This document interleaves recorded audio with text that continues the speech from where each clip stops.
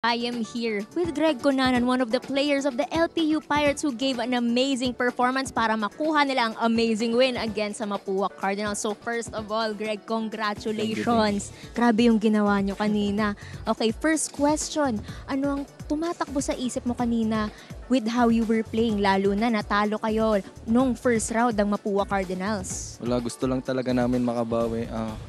Yun sa preparation namin talagang dinoble namin. Kasi grabe din yung Mapua yung offense nila. Kaya yung defense namin talagang dinoble namin yung hustle namin. At kitang-kita naman ng lahat yon. At ito, anong pakiramdam na finally na kamit nyo ang revenge against them, as was said nga by Anton, na tapos nyo na ang inyong revenge tour?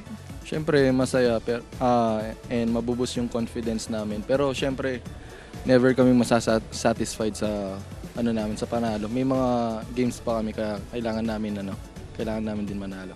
Ayan, speaking of satisfied, Greg, satisfied ka na ba sa naging performance mo kanina? Never ako masasatisfied sa performance ko. Siyempre, marami pa akong may improve as a point guard. Yan. Kaya ka idol eh. Ito, mukhang meron pang tanong si Anton and JV sa panel para sa'yo. So, Anton and JV. Ito, kay Idol Greg Conanan. Oo. Alam mo, Greg, kanina, ikaw yun nasa matchup eh. Need for Speed, Greg Conanan versus Clint Escamis. Two different styles. Sinabi ko, ikaw, Greg, mala Chris Paul. Yes. Clint Escamis naman, mala Russell Westbrook. Ano masasabi mo sa comparison na yun? Una, ano masasabi mo sa pagiging Chris Paul mo, di ba? Siguro, yun nga, first pass nga eh.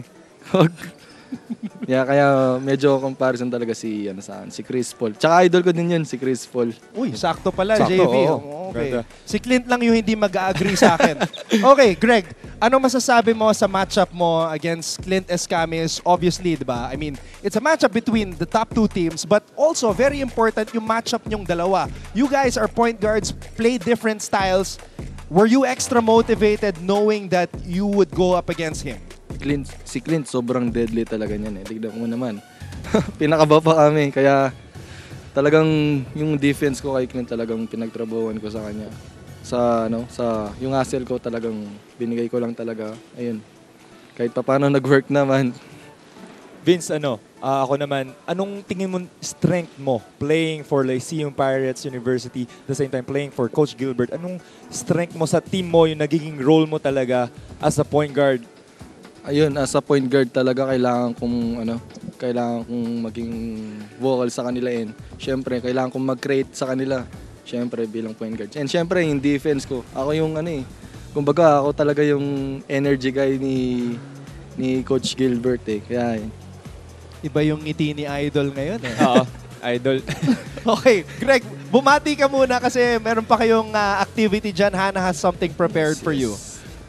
Binabati ko pa pala yung mama ko and papa ko sa Pampanga, mga JKP boys, mga Poblacion boys, and si Tito na nanonood dito pumunta, si Tito Luis, tsaka yung LPU community. Thank you po sa inyo sa pagsuporta, and Laurel family po. Thank you po sa inyo.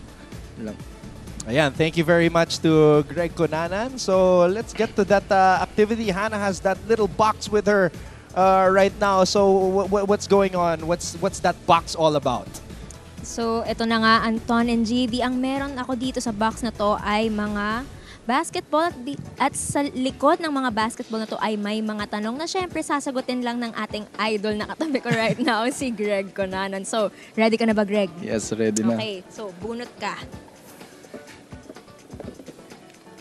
Ayan. Sino ang pinakapasaway sa teammates mo at bakit? Nako. Ay, nako. Si Umali, pasaway talaga yan. Bakit? Makulit, pero love namin yan si Umali.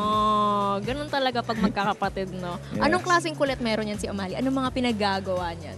Lang naman, pabiro lang naman kahit nag-i-ensayo. Pero okay lang, at least love namin siya. Okay, sige. Next, bunot ka ulit. Number 13 na bunot. Ay, di ka mahihirapan dito. Naniniwala ka ba sa forever? At bakit? Siguro. Oo, naniniwala ako. Basta love mo yung tao, Mhm. tatagal kayo.